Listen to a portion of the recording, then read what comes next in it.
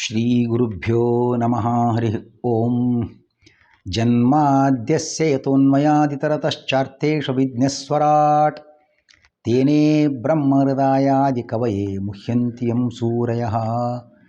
ತೇಜೋ ವಾರಿಮೃದಾಂ ಯಥಾ ವಿನಿಮಯೋ ಯತ್ರ ತ್ರಿಸರ್ಗೋ ಮೃಷಾ ಧಾಮ್ನಾ ಸ್ವೇನ ಸದಾ ನಿರಸ್ತಕುಹಕಂ ಸತ್ಯಂ ಪರಂ ಧೀಮಹಿ.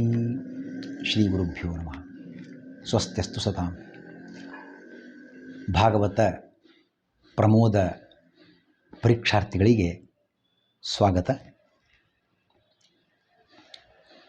ಭಾಗವತ ಪ್ರಮೋದದ 4ನೆಯ ಎಪಿಸೋಡ್ ಈಗ ಪ್ರಾರಂಭಗೊಳ್ಳುತ್ತಾ ಇದೆ. ಹಿಂದಿನ ಪಾಠದಲ್ಲಿ ಸುಮಾರು 15 ಪ್ರಶ್ನೆಗಳವರೆಗೆ ಚಿಂತನೆ ನಡೆದಿತ್ತು.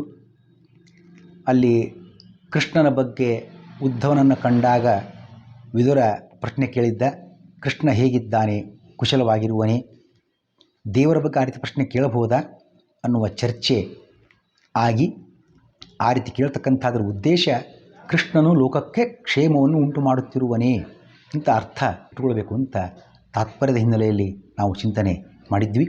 ಈಗ ಅಂಥದ್ದೇ ಮತ್ತೊಂದು ಪ್ರಶ್ನೆ. ರಾಜಸೂಯ ಯಾಗ ಮಂಟಪದಲ್ಲಿದ್ದ ಕೃಷ್ಣನ ಶರೀರ ಶ್ರೇಷ್ಠ ಹಾಗೂ ವಿಶಿಷ್ಟವಾಗಿದೆ. ರಾಜಸೂಯ ಯಾಗದ ಕೃಷ್ಣ ಏನಿದ್ದ ಅವನ ರೂಪ ದಿವ್ಯ ರೂಪವಾಗಿತ್ತು, ಶ್ರೇಷ್ಠವಾಗಿರತಕ್ಕಂಥ ರೂಪ. ಇದು ಶ್ರೇಷ್ಠ ಮತ್ತು ವಿಶಿಷ್ಟ ಅಂತ ಅಲ್ಲಿ ವರ್ಣನೆ ಮಾಡಿದ್ದಾರೆ. ಯಾಕೆ ಅಂತ ಪ್ರಶ್ನೆ. ಅದು ಬ್ರಹ್ಮ ಸೃಷ್ಟಿಯಾಗಿರದೆ ಸಚ್ಚಿದಾನಂದಮಯವಾಗಿದ್ದು ಅನಾದಿ ನಿತ್ಯವಾಗಿರುವುದರಿಂದ ಕೃಷ್ಣನ ಶರೀರ ಶ್ರೇಷ್ಠ ಮತ್ತು ವಿಶಿಷ್ಟ. ಅದು ನಮ್ಮಂತೆ ಹುಟ್ಟಿ ಬಂದದ್ದಲ್ಲ, ತಂದೆ ತಾಯಿಗಳ ಶುಕ್ರ ಶೋಣಿತ ಸಂಪರ್ಕದಿಂದ ಬಂದದ್ದಲ್ಲ, ಯಾವುದೇ ದೋಷ ಯಾವುದೇ ಕೊರತೆಗಳಿಂದ ತುಂಬಿದ್ದಲ್ಲ, ಶ್ರೇಷ್ಠವಾಗಿರ್ತಕ್ಕಂಥದ್ದು. ಇದು ಬ್ರಹ್ಮ ಸೃಷ್ಟಿ ಅಲ್ಲವೇ ಅಲ್ಲ. ಸಚ್ಚಿದಾನಂದಮಯ ಭಗವಂತ ಸತ್ ಚಿತ್ ಆನಂದ ಸ್ವರೂಪನಾಗಿದ್ದಾನೆ, ಅನಾದಿ ನಿತ್ಯ. ಅವನಿಗೆ ಹುಟ್ಟು ಎಂಬತಕ್ಕ ಮತ್ತಿಲ್ವೇ ನಮ್ಮ ಹಾಗೇನೆ ತಂದೆ ತಾಯಿಗಳ ಸಂಪರ್ಕದಿಂದ ಹುಟ್ಟಿದ್ದೇವೆ, ಮತ್ತೇನೋ ದೇಹ ನಾಶ ಆಯಿತು, ರೋಗ ಬಂತು, ಮತ್ತೇನೋ ಗಾಯ ಆಯಿತು, ಸಾವು ಆಯಿತು. ನೋ. ಹಾಗಾಗಿ ಅನಾದಿ ನಿತ್ಯ ಸಚ್ಚಿದಾನಂದಮಯ ಅನ್ನೋ ಮಾತನ್ನು ಚಿಂತನೆ ಮಾಡತಕ್ಕಂಥದ್ದು. ಸಕ್ಕರೆ ಅಚ್ಚಿನಂತೆ ಭಗವಂತನ ಜ್ಞಾನಮಯ ಆನಂದಮಯ ಅಂತ ಹೇಳ್ತಕ್ಕಂಥ ಕ್ರಮ. ಸಕ್ಕರೆ ಅಚ್ಚು ಅದು ಯಾವುದೋ ಇರ್ತದೆ, ಕೋಳಿ ಇರ್ಬೋದು, ಮತ್ತು ಯಾವುದೋ ಪ್ರಾಣಿ ಇರ್ಬೋದು. ಸಕ್ಕರೆ ಅಚ್ಚನ ಮಕ್ಕಳು ತಿನ್ನುವಾಗ ಅದು ಕೋಳಿ ತಿಂದಂತೆ ನಾಯಿ ತಿಂದಂತೆ ಅನಿಸುವುದಿಲ್ಲ. ಸಕ್ಕರೆ ಅನುಭವವೇ ಬರುವಂತೆ ಭಗವಂತನ ಸ್ವರೂಪ ಅಂದರೆ ಚಿನ್ಮಯ, ಆನಂದಮಯ. ಆ ಎಲ್ಲ ಕಡೆಗೆ ಆನಂದ ತುಂಬಿಕೊಂಡಿರ್ತಕ್ಕಂಥದ್ದನ್ನು ನಾವು ಕಾಣಬೇಕಾಗಿದೆ. ಅದಕ್ಕಾಗಿ ರಾಜಸೂಯ ಯಾಗದಲ್ಲಿರ್ತಕ್ಕಂಥ ಭಗವಂತನ ಆ ರೂಪ, ಕೃಷ್ಣನ ಶರೀರ ಶ್ರೇಷ್ಠ ಹಾಗೂ ವಿಶಿಷ್ಟವಾಗಿದೆ. ಕೃಷ್ಣನ ಸೌಂದರ್ಯಕ್ಕೆ ಸಾಟಿಯೇ ಇಲ್ಲ ಅಂತ ಇದರ ತಾತ್ಪರ್ಯ ಬಂದಾಗಾಯಿತು. ಮುಂದಿನ ಪ್ರಶ್ನೆಯಲ್ಲಿ ಕೃಷ್ಣನ ಸೌಂದರ್ಯಕ್ಕೆ ಸಾಟಿ ಇಲ್ಲ ಅನ್ನುವುದನ್ನು ಹೇಗೆ ಸಮರ್ಥಿಸಲಾಗಿದೆ ಅದನ್ನು ಮಧ್ವರು ತಾತ್ಪರ್ಯದಲ್ಲಿ ಸ್ವಲ್ಪ ವಿವರಣೆಯನ್ನು ನಮ್ಮ ಗಮನಕ್ಕೆ ಕೊಟ್ಟು ಆ ಸಮರ್ಥನೆಯನ್ನು ತಂದುಕೊಟ್ಟಿದ್ದಾರೆ. ತ್ರಿಲೋಕಸ್ಯ ಅಜ್ಞಾನಂ, ಭಗವಂತ ರೂಪ ಸುಂದರವಾಗಿತ್ತು ಅಂತ ಏನು ಹೇಳ್ತಾರೆ, ಇದು ಜನರ ಭ್ರಮೆ. ಇದು ಜನರ ಭ್ರಮೆ ಅಂದ್ರೇನು? ಬ್ರಹ್ಮನ ಕಲಾನೈಪುಣ್ಯ ಒಂದೆಡೆ ಸೇರಿದ ಅವನ ಅತ್ಯದ್ಭುತ ಸೃಷ್ಟಿ ಈ ಭಗವಂತನ ರೂಪ. ಬ್ರಹ್ಮ ವಿಚಾರ ಮಾಡಿ ಎಲ್ಲ ಒಳ್ಳೊಳ್ಳೆ ಪದಾರ್ಥವನ್ನು ಸೇರಿಸಿ ಸುಂದರವಾಗಿ ಒಂದು ವಸ್ತು, ಒಂದು ವ್ಯಕ್ತಿ ನಿರ್ಮಾಣ ಮಾಡಿದರೆ ಹೇಗಿರಬೇಕು ಅದು ಭಗವಂತನ ರೂಪ ಅಂತ ಅನೇಕರು ಅಂದ್ಕೊಂಡಿದ್ದಾರೆ. ಅಲ್ಲ, ಇದಕ್ಕಿಂತ ಸುಂದರ ಶರೀರ ನಿರ್ಮಾಣ ಬ್ರಹ್ಮನಿಂದ ಸಾಧ್ಯ ಇಲ್ಲ. ಅವನೆಲ್ಲ ಪ್ರಯತ್ನ, ಎಲ್ಲ ಬುದ್ಧಿವಂತಿಕೆ, ಎಲ್ಲ ಶ್ರಮ ಹಾಕಿ ನಿರ್ಮಾಣ ಮಾಡಿದ ರೂಪ ಇದು. ಅದಕ್ಕಾಗಿ ಇದಕ್ಕಿಂತ ಸುಂದರ ಶರೀರ ನಿರ್ಮಾಣ ಬ್ರಹ್ಮನಿಂದ ಮತ್ತೆ ಸಾಧ್ಯ ಇಲ್ಲ ಅಂತ ಏನು ಜನ ಅಂದ್ಕೊಳ್ತಾ ಇದ್ರು. ಇದೆಲ್ಲ ಭ್ರಮೆ ಅಂತ ಅರ್ಥ. ಯಾಕೆ ಭ್ರಮೆ ಅಂತನ್ನುವಾಗ ಆಗಲೇ ಅಂತ ಇದು ಬ್ರಹ್ಮನ ಸೃಷ್ಟಿ ಅಲ್ಲ. ಇದಕ್ಕೆ ಸ್ಕಾಂದ ಪುರಾಣದ ಮಾತು ಕೂಡ ನಮ್ಮ ಗಮನಕ್ಕೆ ಈ ಜನರ ಭ್ರಮೆಯನ್ನು ತಂದು ಕೊಡ್ತಾ ಇದೆ. ಅದನ್ನೇ ಮಧ್ವರು ತಾತ್ಪರ್ಯ ವರ್ಣನೆ ಮಾಡಿದರು. ತ್ರಿಲೋಕಸ್ಯ ಅಜ್ಞಾನಂ. ಇಲ್ಲಿ ಅಜ್ಞಾನಂ ಅನ್ನುವಾಗ ಅಜ್ಞಾನ ಶಬ್ದಕ್ಕೆ ಸಾಮಾನ್ಯ ಅರ್ಥ ಜ್ಞಾನ ಇಲ್ಲ, ತಿಳುವಳಿಕೆ ಇಲ್ಲ ಅಂತ ಅರ್ಥ. 3 ಲೋಕ ಜನರಿಗೂ ಅಜ್ಞಾನ, ತಿಳುವಳಿಕೆ ಇಲ್ಲ ಅನ್ನೋ ಅರ್ಥ ಇಷ್ಟೇ ಅಲ್ಲ. ಮತ್ತೊಂದು ಅರ್ಥ ಕೊಡ್ತಾರೆ. ನ ಶಬ್ದಕ್ಕೆ ವಿರುದ್ಧಾರ್ಥಕ ಅಂತ ಇಟ್ಕೊಂಡು ನ ಜ್ಞಾನಂ, ಅಜ್ಞಾನಂ ಅಂದರೆ ವಿರುದ್ಧ ಜ್ಞಾನ ಬಂದಿದೆ ಜನರಿಗೆ, ಮಿಸ್ಅಂಡರ್ಸ್ಟ್ಯಾಂಡಿಂಗ್. ಸಂಸ್ಕೃತದಲ್ಲಿ ನ ಶಬ್ದಕ್ಕೆ, ನ ಅಕ್ಷರಕ್ಕೆ, ಅವ್ಯಯಕ್ಕೆ 6 ಅರ್ಥಗಳು. ತತ್ಪ್ರಾಶಸ್ತ್ಯಂ ತದನ್ಯತ್ವಂ, ಹೀಗೆಲ್ಲ ಅರ್ಥ ಹೇಳ್ತಕ್ಕಂಥ ಕ್ರಮ ಉಂಟು. ಅದರಲ್ಲಿ ವಿರುದ್ಧಾರ್ಥ ಕೂಡ ಒಂದು ಉಂಟು ನ ಶಬ್ದಕ್ಕೆ. ಆ ವಿರುದ್ಧಾರ್ಥ ತಗೊಂಡಾಗ ನ ಜ್ಞಾನಂ ಅಜ್ಞಾನಂ ಅಂದರೆ ವಿರುದ್ಧಾರ್ಥ ತೆಗೆದುಕೊಂಡಾಗ ವಿರುದ್ಧವಾಗಿ ಭಗವಂತನಿಗೆ ತಪ್ಪಾಗಿ ಇರುವ ಸ್ವರೂಪಕ್ಕಿಂತ ತಪ್ಪಾಗಿ ತಿಳ್ಕೊಂಡಿದ್ದ ಜನರು ಅಂತ ಅರ್ಥವನ್ನು ಹೇಳ್ತಕ್ಕಂಥದ್ದು. ಇನ್ನೊಂದು ಮಾತನ್ನು ನೋಡುವಂತಾಗಿದ್ದರೆ ಆಗ ಹೇಳಿದಂತೆಯೇ ಆನಂದರೂಪಂ ದೃಷ್ಟ್ವಾಪಿ ಲೋಕೋ ಭೌತಿಕಮೇವತು ಮನ್ಯತೆ ವಿಷ್ಣುರೂಪಂಚ ಅಹೋ ಭ್ರಾಂತಿರ್ಬಹುಸ್ಥಿತ. ಕೃಷ್ಣನ ರೂಪ ಶರೀರ ಆನಂದ ಸ್ವರೂಪ, ಆದರೂ ಅದು ಭೌತಿಕ ದೇಹ ನಮ್ಮಂತೆ ಬಂದಿದೆ, ತಂದೆ ತಾಯಿಗಳ ಸಂಪರ್ಕದಿಂದ ಹುಟ್ಟಿರ್ತಕ್ಕಂಥ ದೇಹ ಅಂತ ಜನರು ಯಾರು ಅಂದ್ಕೊಂಡಿದ್ರೆ ಎಷ್ಟು ಸುಂದರವಾಗಿದೆಯಲ್ಲಪ್ಪ ಅದು, ನಮ್ಮಂತೆ ಇದ್ರೂ ಭಾರಿ ಸೌಂದರ್ಯ, ಭಾರಿ ಅಟ್ರಾಕ್ಟಿವ್ ಆಗಿದೆ ಬಿಡಪ್ಪ ಅಂತೆಲ್ಲ ಅಂತಿರ್ತಾರೆ. ಆ ರೀತಿ ಭಗವಂತನ ಸ್ವರೂಪ ನಮ್ಮಂತೆ ತಂದೆ ತಾಯಿಗಳ ಸೃಷ್ಟಿನೋ ಬ್ರಹ್ಮ ಸೃಷ್ಟಿನೋ ಅಲ್ವೇ ಅಲ್ಲ.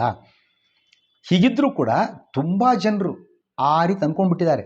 ಕೃಷ್ಣನ ರೂಪ ನಮ್ಮಂತೆ ಸೃಷ್ಟವಾಗಿದ್ದರೂ ತುಂಬ ಚೆನ್ನಾಗಿ ಸೃಷ್ಟವಾಗಿದೆ.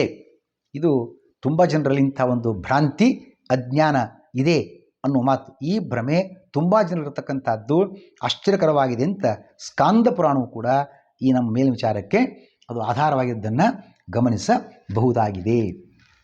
ಮುಂದಿನ ಮತ್ತೊಂದು ಪ್ರಶ್ನೆ ಕೂಡ ಅಲ್ಲಿ ಉಂಟು.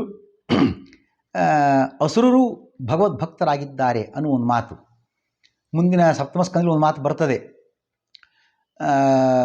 ದ್ವೇಷದಿಂದ ಚೈದ್ಯಾದಿಗಳು ಅವರು ಹರಿಯನ್ನು ಪಡೆದರು, ಮೋಕ್ಷವನ್ನು ಪಡೆದರು. ಒಂದು ದ್ವೇಷಾಚೈದ್ಯಾದಯೋ ನೃಪಾಹ ಸಪ್ತಮ ಸ್ಕಂದದ ಮಾತು. ಇದನ್ನು ನೋಡುವಾಗ ಅಸುರರು ಭಗವದ್ಭಕ್ತರು ಅಂತ ಹೇಳುವಾಗ ಹಾಗಾದರೆ ಭಗವಂತನ ಯಾವಾಗಲೂ ದ್ವೇಷ ಮಾಡತಕ್ಕಂಥವ್ರು, ತಪ್ಪಾಗಿ ತಿಳಿದು ಸಿಟ್ಟಿನಿಂದ ಅವನ ಬಗ್ಗೆ ಕೆಟ್ಟದಾಗಿ ಮಾತಾಡ್ತಕ್ಕಂಥವ್ರು, ಇಂತಹ ದುಷ್ಟರಿಗೆ ದ್ವೇಷಿಗಳಿಗೆ ಮುಕ್ತಿಯು ಲಭ್ಯ ಅಂತ ಅರ್ಥನ ಕೆಲವರು ಹಾಗೆ ಅರ್ಥ ಮಾಡೋದು ಉಂಟು. ಅಲ್ಲ ಅಂತಂದರು ತಾತ್ಪರ್ಯದಲ್ಲಿ ಮಧ್ವರು. ಯಾಕೆ? ಭಗವಂತನ ಭಕ್ತಿ ಬರಬೇಕು ಅಂತಾಗಿದ್ದರೆ ಅದು ಒಳ್ಳೆಯ ಜ್ಞಾನದಿಂದ ಬರಬೇಕೇ ವಿನಃ ದ್ವೇಷದಿಂದ ಅಲ್ಲ. ದ್ವೇಷದಿಂದ ನಿರಂತರ ಸ್ಮರಣೆ ಏನೋ ಒಂದಷ್ಟು ತಾತ್ಕಾಲಿಕವಾಗಿ ಬರಬಹುದಾಗಿದ್ರೂ ಕೂಡ ಅದು ಮುಕ್ತಿಗೆ ಪೂರಕವಾದುದಲ್ಲ. ಸರ್ವಥಾ ಭಕ್ತಿತೋ ಮುಕ್ತಿ ದ್ವೇಷಾತ್ತಮ ಉದೀರಿತಂ. ಬ್ರಾಹ್ಮಪುರಾಣದ ಮಾತನ್ನು ಉಲ್ಲೇಖ ಮಾಡ್ತಾ ಮಧ್ವರು ಸರ್ವತಾ ಭಕ್ತಿತೋ ಮುಕ್ತಿ, ಮುಕ್ತಿ ಪಡಿಬೇಕಂತಾಗಿದ್ದರೆ ಅಲ್ಲಿ ಭಕ್ತಿಯೇ ಬೇಕು ವಿನಃ ಭಗವಂತನ ತನ್ಮಯತೆಯನ್ನು ಸಾಧಿಸಲಿಕ್ಕೆ ದ್ವೇಷ ಮುಂತಾದ ಬೇರೆ ಮಾರ್ಗಗಳು ಉಪಯೋಗಕ್ಕೆ ಬರುವುದಿಲ್ಲ. ದ್ವೇಷ ಮಾಡಿದರು ಅಂದರೆ ಅವರಿಗೆ ತಮಸ್ಸೆ ನಿಶ್ಚಿತ, ಅಂದಂಥ ತಮಸ್ಸೆ ಗತಿ, ನರಕವೇ ಗತಿ, ದುಃಖವೇ ಗತಿ. ಹಾಗೆ ನಾವು ದ್ವೇಷ ಮಾಡುವ ತಪ್ಪು ಮಾಡುವ ಕಾರ್ಯಕ್ಕೆ ಹೋಗಬಾರದು ಸೂಚನೆ ನೋಡ್ತಕ್ಕಂಥದ್ದು. ಶುಭಾಸ್ತತ್ರ ಹರಿಂ ಯಯುಹು ಅಂತ ಅಶುಭಾಶ್ಚತಮೋ ಘೋರಂ ಅನ್ನುವ ಗರುಡ ಪುರಾಣದ ಮಾತು ಕೂಡ ಇದನ್ನು ಹೇಳ್ತಾ ಇದೆ. ವಿಷ್ಣುವನ್ನು ಭಕ್ತಿಯಿಂದ ಕಂಡಾಗ ಮಾತ್ರ ಅವರು ಭಗವದ್ಭಕ್ತರಾಗುತ್ತಾರೆ. ಭಕ್ತಿಯಿಂದ ಕಾಣಬೇಕು. ಅವರ ಜನ್ಮ ಮುಖ್ಯ ಅಲ್ಲ, ಅವರ ಭಾವನೆ ಮುಖ್ಯ. ಋಷಿಕುಮಾರರೇ ಆಗಿದ್ದರು, ಋಷಿ ಜನ್ಮ ಬಂದಿ ಅಂತ ತಿಳ್ಕೊಳ್ಳೋಣ, ಋಷಿ ಮಕ್ಕಳಾಗಿ ಹುಟ್ಟಿದ್ದಾರೆ, ಆದರೆ ಅವರು ಯಾವುದೋ ಕಾರಣಕ್ಕೋಸ್ಕರ ವಿಷ್ಣು ದ್ವೇಷಗಳಾಗಿದ್ದರು ಅಂತಂದರೆ ಅವರ ವರ್ತನೆ, ಅವರ ಮಾತು ಕಥೆ ಎಲ್ಲ ವಿಷ್ಣು ದ್ವೇಷದ ವಾತಾವರಣದ ಹಿನ್ನೆಲೆಯಲ್ಲಿ ಇತ್ತು ಅಂತಂದರೆ ಅವರು ಅಸುರರು. ಮೇಲ್ನೋಟಕ್ಕೇನು ನಮ್ಮ ಋಷಿಕುಮಾರ ಹುಟ್ಟಿದ್ದಾರೆ, ಆದರೆ ಅವರ ವರ್ತನೆ ನೋಡುವಾಗ ಅಸುರರೇ ಆಗಿದ್ದಾರೆ. ಆ ಚಿಂತನೆಯನ್ನು ಮಾಡೋಕ್ಕದ್ದು. ಹಿರಣ್ಯಕಶಿಪು, ಶಿಶುಪಾಲ, ಪೂತನ, ಕಂಸ ಮುಂತಾದವರಲ್ಲಿ ಸಾತ್ವಿಕ ಹಾಗೂ ತಾಮಸ ಎರಡು ರೂಪಗಳಿವೆ. ರೂಪ ಅಥವಾ ಜೀವದ್ವಯಾವೇಶ ಅಂತ ಕರೀತಾರೆ. ಇಬ್ಬರು ಜೀವರಿದ್ದಾರೆ. ಕಂಸನಲ್ಲಿ ಆಗಿರ್ಬೋದು, ಶಿಶುಪಾಲ ಹಿರಣ್ಯಕಶಿಪು ಆಗಿರ್ಬೋದು. ಜೀವದ್ವಯಾವೇಶ ಇರುವುದರಿಂದ ಅವರಿಗೆ ಸದ್ಗತಿ ದುರ್ಗತಿಗಳೆರಡೂ ಪ್ರಾಪ್ತವಾಗುತ್ತವೆ. ಹಿರಣ್ಯಕಶಿಪು ಅವನಲ್ಲಿ ಜಯ ವಿಜಯರು ಅವರೇ ಹಿರಣ್ಯಕಶಿಪು ಹಿರಣ್ಯಾಕ್ಷ ಆಗಿರತಕ್ಕಂಥದ್ದು. ಹಾಗಾಗಿ ಆ ಒಳ್ಳೆಯ ದ್ವಾರಪಾಲಕತ್ವ ಗುಣ, ಭಗವಂತನ ಭಕ್ತತ್ವ ಗುಣ ಇರುವುದರಿಂದ ಅವರಿಗೆ ಸದ್ಗತಿ ಆಗ್ತದೆ. ಅದೇ ಇನ್ನೊಂದು ಜೀವ, ದುಷ್ಟ ಜೀವ, ಆ ಕೆಟ್ಟ ಕಾರ್ಯವನ್ನು ಮಾಡಿ ಜನರಿಗೆ ಅನ್ಯಾಯ ಮಾಡಿ ಮೋಸ ಮಾಡಿ ಒದ್ದಾಟ ಕಷ್ಟ ಕೊಟ್ಟು ಪೀಡಿಸಿದ್ದಾರಲ್ಲ, ಅಂಥ ದುಷ್ಟ ಜೀವನಿಗೆ ನರಕವೇ ಗತಿ. ಹಾಗೆಯೇ ಪೂತನೆಯಲ್ಲಿ ಕೂಡ ಹಾಲು ಉಣಿಸಿದ ಊರ್ವಶಿಗೆ ಸ್ವರ್ಗ ಪ್ರಾಪ್ತಿ. ಅದೇ ವಿಷ ಕೊಡಲು ಬಂದಿರತಕ್ಕಂತಹ ಆ ಪೂತನ ಎಂಬತಕ್ಕಂಥ ಅಸುರೇ ಅಥವಾ ರಾಕ್ಷಸಿಗೆ ಅಂದಂಥ ತಮಸ್ಸೆ ಗತಿ. ಹೀಗೆ ನಾವು ತಿಳಿಯಬೇಕು ಮಾತನ್ನು ಕೂಡ ಚಿಂತನೆ ಮಾಡತಕ್ಕಂಥದ್ದು. ಹಾಗಾಗಿ ಜೀವದ್ವಯಾಶ ಇರೋದ್ರಿಂದ ಒಳ್ಳೆಯ ಜೀವ ಇದ್ದರೆ ಸದ್ಗತಿ, ಕೆಟ್ಟ ಜೀವ ಅವರಿಗೆ ದುರ್ಗತಿ ಆಗತಕ್ಕಂಥದ್ದು. ಹಾಗಾಗಿ ದ್ವೇಷದಿಂದ ಶಿಶುಪಾಲಾದಿಗಳು ಹರಿಯನ್ನು ಹೊಂದಿದರು ಅನ್ನೋ ಮಾತುಂಟು. ಆಗಲೇ ಹೇಳಿದಂತಾನೆ ದ್ವೇಷ ಚೈತ್ಯಾದಯೋ ನೃಪಾಹ. ಅಯ್ಯೋ ಭಕ್ತಿಯೋ ದ್ವೇಷವೋ ಯಾವುದೋ ಒಂದು ಉಪಾಯವನ್ನು ಮಾಡಿ ಭಗವಂತನಲ್ಲಿ ಮನಸ್ಸನ್ನು ನಿಲ್ಲಿಸಬೇಕು ಅಂತ ಹೇಳ್ತಕ್ಕಂಥ ಕ್ರಮ ಉಂಟು. ಪ್ರಾಯಶಃ ಭಗವಂತನ ಪ್ರೀತಿಯಿಂದ ನೋಡಿ ಕೊಳ್ಳತಕ್ಕಂಥದ್ದು ಅಥವಾ ಧ್ಯಾನ ಮಾಡತಕ್ಕಂಥದ್ದಕ್ಕಿಂತ ದ್ವೇಷವನ್ನು ಮಾಡಿದರೆ ಹೆಚ್ಚು ನೆನಪುಳಿತದೆ. ಇವತ್ತು ನಮ್ಮ ಲೌಕಿಕ ಹೊರಬೇಕಾದ್ರೆ ನೋಡಿರ್ಬೇಕಾರೆ ಯಾರು ನಮಗೆ ಒಳ್ಳೆಯದು ಮಾಡಿದ್ದಾರೆ ಅವರು ಹೆಚ್ಚು ನೆನಪಿಗೆ ಬರೋದಿಲ್ಲ. ಯಾರು ನಮಗೆ ಕೆಟ್ಟದ್ದು ಮಾಡಿದ್ದಾರೆ ಅವರನ್ನು ಯಾವತ್ತೂ ನಾವು ಮರೆಯೋದಿಲ್ಲ. ಮಲ್ಕೊಂಡಾಗಲು ಎಚ್ಚೆತ್ತಾಗಲು ಎಲ್ಲ ಕಡೆ ಉತ್ಕಲ್ ಅವನು ಬಿಡೋಂಗಿಲ್ಲ, ಭಾಳ ದುಷ್ಟ.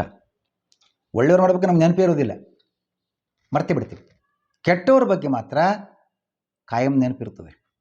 ಹಾಗೆ ಭಗವಂತನ ಕಾಯಂ ನೆನಪು ಉಳಿಸ್ಕೊಳ್ಬೇಕು ಅಂತಾಗಿದ್ದರೆ ಈ ದ್ವೇಷ ಮಾರ್ಗವನ್ನು ಇಟ್ಕೊಂಡ್ರೆ ಒಳ್ಳೆಯದೇನು? ಇದು ಮೇಲ್ನೋಟದ ಪ್ರಶ್ನೆ. ನೀವೇನಂತೀರಿ? ಕಾಯಂ ನೆನಪು ಬರುವಂತೆ ಮಾಡ್ಕೋಬೇಕು. ಅದು ಹೆಂಗೆ ಬರ್ತೋ ಬರಲಿ, ಕಾಯಂ ನೆನಪು ಉಳಿದ್ರೆ ಭಗವತ್ ಅನುಗ್ರಹ ಆಗ್ತದೆ. ಬಹುಶಃ ಅದು ಈ ಪ್ರೀತಿಗಿಂತ ದ್ವೇಷ ಮಾಡಿದರೆ ಹೆಚ್ಚು ನೆನಪು ಉಳಿತದೆ ಅಂತ ನಮ್ಮ ಲೌಕಿಕ ಅನುಭವದ ಹಿನ್ನೆಲೆಯಲ್ಲಿ ತಂದ್ಕೊಳ್ಬೋದೇನು ಅಂತ ಒಂದು ಪ್ರಶ್ನೆ ಬರ್ಬೋದು. ಇದಕ್ಕೆ ಮಧ್ವರು ನಮಗೆ ಮಾರ್ಗದರ್ಶನ ಮಾಡಿದ್ದಾರೆ ತಾತ್ಪರ್ಯ ನಿರ್ಣಯದ ಗ್ರಂಥದ ಮೂಲಕ. ಹಾಗಾಗಿ ಆ ಚಿಂತನೆ ಮಾಡುವಾಗ ಭಕ್ತಿಯೋ ದ್ವೇಷವೋ ಯಾವ ಉಪಾಯದಿಂದ ಭಗವಂತನ ಮನಸ್ಸನ್ನು ನಿಲ್ಲಿಸಬೇಕು. ಇದಕ್ಕೆ ಅರ್ಥ ಏನು ಅಂತಂದರೆ ದ್ವೇಷದಿಂದ ಮಾಡಬೇಕನ್ನೋ ಅರ್ಥ ಅಲ್ಲ. ಹರಿಗೆ ಭಕ್ತರ ಬಗ್ಗೆ ಅಪಾರ ಕರುಣೆ ಇದೆ, ರಾಕ್ಷಸರಂಥವ್ರಿಗೂ ಸಹಿತ ಭಗವಂತ ಅನುಗ್ರಹ ಮಾಡಿದ್ದಾನೆ ಅಂತ ಅವನ ಮಹಿಮೆಯನ್ನು ಕಾರುಣ್ಯವನ್ನು ವರ್ಣನೆ ಮಾಡತಕ್ಕ ಉದ್ದೇಶವೇ ವಿನಃ ಭಗವಂತ ದಯಾಮಯನಾಗಿದ್ದಾನೆ, ಕರುಣಾಸಾಗರನಾಗಿದ್ದಾನೆ, ಎಂತೆಂಥವ್ರಿಗೂ ಅನುಗ್ರಹ ಮಾಡಿದ್ದಾನೆ ಭಗವಂತ ಅಂತ ಹೇಳುವ ಉದ್ದೇಶ ವಿನಃ ದ್ವೇಷ ಭಾವನೆಯಿಂದ ಸಾಧನೆ ಮಾಡಬೇಕು ಅಂತ ಅನ್ನೋ ಅರ್ಥ ಅದಕ್ಕಲ್ಲ. ಇದರ ಜೊತೆಗೆ ಇನ್ನೊಂದು ಮಾತನ್ನು ಕೂಡ ನಮ್ಮ ಗಮನಕ್ಕೆ ತಂದು ಕೊಡ್ತಾರೆ. ಇಂತಹ ಮಾತುಗಳು ಅಂದರೆ ದ್ವೇಷದಿಂದ ಭಗವಂತನನ್ನು ತನ್ನ ಮೈ ತರ್ಕೊಳ್ಳೋಕ್ಕೋಸ್ಕರ ನಾವು ಪ್ರಯತ್ನ ಮಾಡಿದ್ರೂ ಅಡ್ಡಿ ಇಲ್ಲ, ಅದು ಮೋಕ್ಷಕ್ಕೆ ಕಾರಣವಾಗ್ತದೆ ಅಂತ ಯಾರಾದರೂ ತಿಳ್ಕೊಂಡ್ರೆ ಅದು ಅಸುರಜನ ಮೋಹಕವಾಗಿದೆ, ದುಷ್ಟಜನ ಮೋಹಕವಾಗಿದೆ ತಿಳ್ಕೊಳ್ಬೇಕು. ಇದು ಶಾಸ್ತ್ರದ ಕ್ರಮ. ದುಷ್ಟರಿಗೆ ತತ್ವಜ್ಞಾನ ಬರಬಾರದು, ಅವರು ಅಂಧಂತಮಸ್ಸಿಗೆ ಹೋಗಬೇಕು. ಅವರು ಆ ಅಸುರ ಮೋಹನಕ್ಕಾಗಿ ಕೂಡ ಇಂಥ ಮಾತುಗಳನ್ನು ಹೇಳಿದ್ದಾರೆ ಅಂತ ತಿಳ್ಕೊಳ್ಬೇಕು ಅಂತ ಕೂಡ ಮಧ್ವರು ನಮ್ಮ ಗಮನಕ್ಕೆ ತಂದು ಕೊಡ್ತಾ ಇದ್ದಾರೆ. ಹಾಗಾಗಿ ಇಂತಹ ತಪ್ಪುಗಳು ಏನೋ ಕನ್ಫ್ಯೂಷನ್ ಆಗತಕ್ಕಂಥ ಮಾತುಗಳು ಬಂದಾಗ ಆಚಾರ್ಯ ಮಧ್ವರ ಮಾತುಗಳು ನಮಗೆ ಮಾರ್ಗದರ್ಶನ ಕೊಡ್ತಕ್ಕದ್ದನ್ನು ನಾವಿಲ್ಲಿ ಕಾಣಬಹುದಾಗಿದೆ. ಮುಂದೆ ಹೇಳ್ತಾನೆ ಉದ್ಧವ ಕಥೆಯನ್ನು ಹೇಳುವಾಗ ಮದ್ಯಪಾನವನ್ನು ಮಾಡಿದಾಗ ಎಲ್ಲ ಯಾದವರು ಬುದ್ಧಿಭ್ರಮಣ ಹೊಂದಿ ಪರಸ್ಪರ ಬಡಿದಾಡಿಕೊಂಡು ಸತ್ತು ಹೋಗಿದ್ದಾರೆ. ಕೃಷ್ಣಾವತಾರ ಕಥೆಯನ್ನು ವಿವರಣೆ ಮಾಡುವಾಗ ಸರ್ವ ಯಾದವರ ನಾಶಕ್ಕೆ ಮದ್ಯಪಾನವು ಕಾರಣವಾದುದು ಹೇಗೆ? ಬರೀ ಒಂದು ಮದ್ಯಪಾನ ಎಲ್ಲ ಯಾದವರ ನಾಶಕ್ಕೆ, ಒಬ್ಬನ ನಾಶ ಆಗೋದೇ ಕಷ್ಟ ಅಂತ ಅಂತಿರ್ತಾರೆ ಕೆಲವರು. ಮದ್ಯಪಾನ ಮಾಡೋದರಿಂದ ಎಲ್ಲ ಯಾದವರು ಒಂದು ಮದ್ಯಪಾನದಿಂದ ನಾಶ ಆಗೋದು ಹೇಗೆ ಅಂತ ಒಂದು ಪ್ರಶ್ನೆ ಬರ್ತದೆ. ಅದಕ್ಕೆ ಮಧ್ವರು ನಮ್ಮ ಗಮನಕ್ಕೆ ತರ್ತಾರೆ, ಸರ್ವಂ ಹಿ ಸಾಧನಂ ವ್ಯರ್ಥಂ ಯದಿ ಬುದ್ಧಿರ್ವಿನಶ್ಯತಿ. ಮಹಾಭಾರತ ತಾತ್ಪರ್ಯದಲ್ಲಿ ಈ ಮಾತು ಬರ್ತದೆ. ಬುದ್ಧಿ ಹಾಳಾಯಿತು ಅಂದರೆ ಏನೆಲ್ಲ ಪರಿಕರ ಇರಲಿ, ಸಾಧನೆಯ ಪರಿಕರಗಳು ಎಲ್ಲ ವೇಸ್ಟ್. ಬುದ್ಧಿನೇ ಇಲ್ಲ, ಏನು ಮಾಡಬೇಕು ಅಂತ, ಏನಿದ್ರೇನು. ಆಗ ನಾವು ಬುದ್ಧಿಯನ್ನು ಕಾಯ್ಕೊಳ್ಬೇಕು. ಬುದ್ಧಿ ಇತ್ತು ಎಲ್ಲವೂ ಆಗ್ತದೆ. ಬುದ್ಧಿ ಹಾಳಾಯಿತು, ಅವನು ಮಾಡದ ತಪ್ಪುಗಳೇ ಉಳಿಯುವುದಿಲ್ಲ. ಸುಸಾಧನೆ ಪರಿಕರಗಳು ಏನು ಬೇಕಾದ್ದಿರಲಿ, ಬುದ್ಧಿ ಕೆಟ್ಟಿತು, ಮಾಡುವ ಕಾರ್ಯ ಎಲ್ಲ ಅಬದ್ಧ, ಅಸಂಬದ್ಧ, ಎಲ್ಲ ವಿರುದ್ಧ ಆಗಿಬಿಡ್ತದೆ. ಅದಕ್ಕೋಸ್ಕರ ಎಲ್ಲ ವ್ಯರ್ಥ ಆಗಿಬಿಡ್ತದೆ. ಮದ್ಯಪಾನಾದಿಗಳಂತಹ ತಪ್ಪುಗಳನ್ನು ಕಾರ್ಯಗಳನ್ನು ಎಸಗಬಾರದು ಅಂತ ಬುದ್ಧಿ ಎಚ್ಚರಿಸ್ತದೆ. ನೀನು ಬುದ್ಧಿ ಹಾಳಾಗ್ತದೆ, ಮದ್ಯಪಾನ ಮಾಡಬೇಡ, ಕೆಟ್ಟ ಚಟಗಳನ್ನು ತಂದುಕೊಳ್ಬೇಡ ಎಚ್ಚರಿಸ್ತದೆ. ಆ ಕೆಟ್ಟ ಚಟ ಬಂತು, ಬುದ್ಧಿಭ್ರಮಣ ಆಗಿಬಿಡ್ತದೆ.